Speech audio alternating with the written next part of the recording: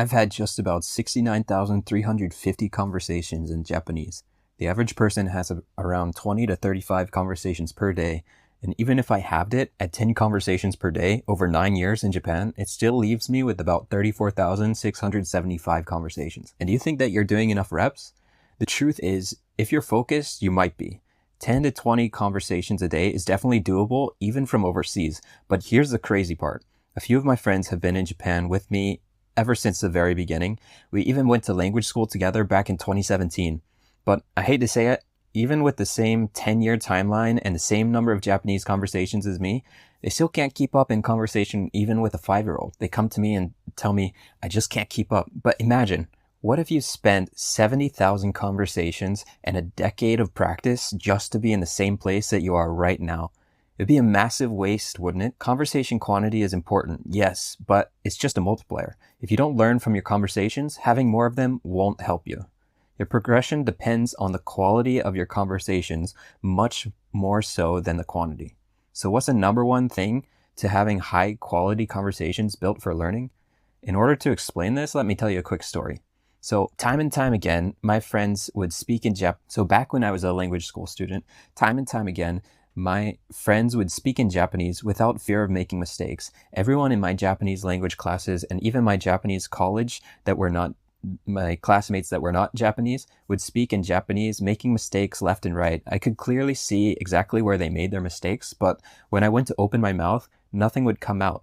I would get completely stuck because speaking is not the same as knowing the rules of Japanese. There's a time when I went to Korea to change my visa for Japan. It happened that my grandparents had housed study abroad students when my mom was in college. One of the students that they had was a guy from Korea. And it turns out that nowadays, 20 or so years later, he's actually the president of international affairs. And what's crazy is my grandma basically was like, let me reach out to this guy and see if he can, connect with you when you're in Korea. And so she reached out to him. I really didn't think anything was going to come of it. Turns out I actually got an email from him saying, hey Josh, I hope you're doing well. I remember the time I spent back with your grandparents 20 or something years ago, and they housed me, they took care of me and everything like that. So I would love to meet up with you when you come to Korea. So I met up with him when I headed out there. I ended up being able to meet up with him, and he actually took me around the country to all these famous restaurants and famous sightseeing places, and he bought me all this stuff. And even though I never asked for any of it, he even drove me across the city back to my airport, which was outside of Seoul. It was crazy. Not airport, sorry. My hotel that was close to the airport, which was 30 minutes or an hour outside of Seoul. He was an insanely kind person and took extremely well care of me. Is that how you say that? He took extremely good care of me, and I'm forever thankful to him. But I remember we were driving in the car. He was driving me back to the hotel, and he told me something that I'll never forget. And he said, there's a famous saying, there's polyglots, there's bilinguals, and then there's Americans. And what the point he was making was that Americans aren't used to studying languages. We grow up in a place where we don't need to speak anything other than English, and actually everyone learns our own language. So, if you think about Europeans, a lot of them their native language is not English, but they have the experience of using it in their country, or, traveling, what would be across the state for us is them going to the next country over and then having to speak a completely different language. So there's a lot more opportunities all around the world to speak different languages. And if you think about Japan, it's, they learn English because everyone needs to learn English, but there's not as much opportunity to speak it as much. But still, most people around the world know multiple languages, at least to a certain extent. Americans, we study Spanish. A lot of us need to study Spanish, but there's no way we can actually speak it for the most part. Of course, there are definitely Americans that can speak languages, but sorry, I'm digressing a bit. So anyways, the point that I took away from what he was saying was that once you understand how to learn a language, you get better at learning them. So after I came back to Japan from Korea, I was eating out with my European friends. We were drinking and speaking, and I asked my European friends what the biggest thing for them was in practicing speaking, because they all, were talking more easily than I was. They were speaking in conversations, even if I could see that it wasn't necessarily correct. They said that they had never heard me talking, which is true. This was in the early years of my Japanese language school, and I was always thinking in my head exactly how I should say a sentence before it ever came out, just to make sure that it was correct. I told them that I want to make the best sentence that I can before it even comes out of my mouth. But they told me something that I never expected. They said that in order to speak your best, you have to be okay with making mistakes. It doesn't matter, just speak. As long as they understand you, then you've communicated. And if they don't get it, just try again. Fear and perfectionism will hold you back, and there are people worse at Japanese than you that have better conversations. The answer to quick progression is not you figuring out how to speak correctly. It's you getting used to the flow of natural conversation by input and output.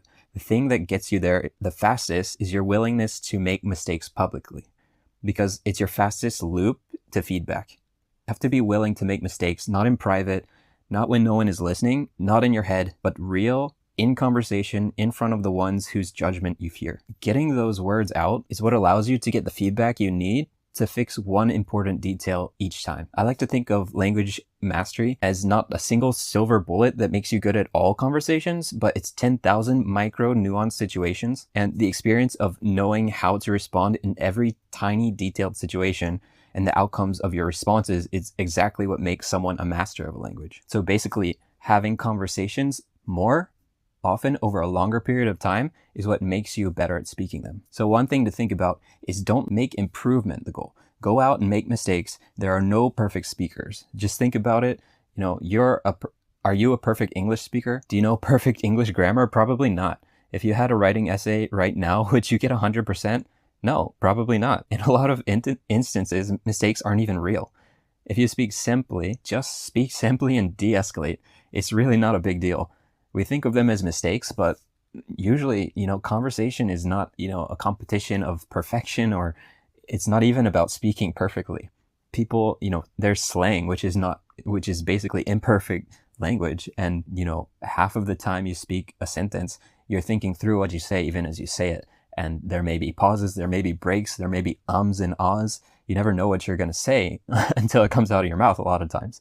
And the people who think more than they speak, well, tend to be a little bit socially awkward. Something that really helped me to make it easier was to make it a goal to make my first mistake in each conversation as early on in the conversation as possible. This really helps you to get speaking, and once you start speaking and start the conversation going, it gets way easier. You may not even end up making that many mistakes. Even after being here for 10 years, I'm still not the perfect speaker, and I never will be. That's not my intention. Like I said, even native Japanese people do not speak 100% perfect Japanese. But what I have become over the 10 years and 34,000 something conversation is unaffected by the sting of making mistakes. It can definitely be difficult to make mistakes, and it can sting, especially if I'm in the wrong mindset, especially when I overthink and I think to myself, I've been doing this for so long, I must be an idiot to still make stupid, simple mistakes. Even the most basic mistakes, it just happens sometimes. Something with a particle or some basic foundational Japanese lesson that I